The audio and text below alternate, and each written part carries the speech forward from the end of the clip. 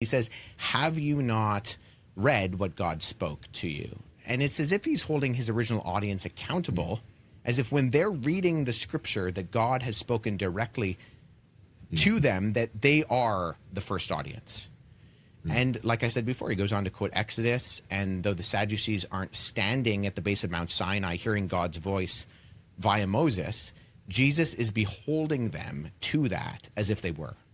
And so first and foremost, I think if we're going to claim to be Christians, we should at minimum hold the view that Christ held in regards to what inspiration and inerrancy was.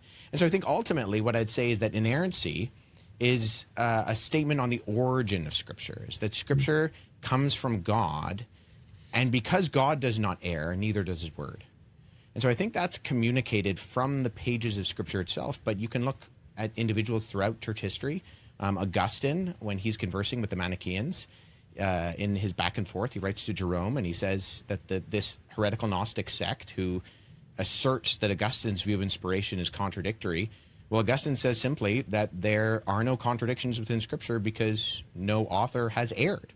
And that if you find what looks like a mistake in Scripture, it's either your misunderstanding of the text, or the translation you're looking at is poor, or you're reading some sort of scribal error. And none of any of that impacts the original words inspirationally penned by the authors of Scripture.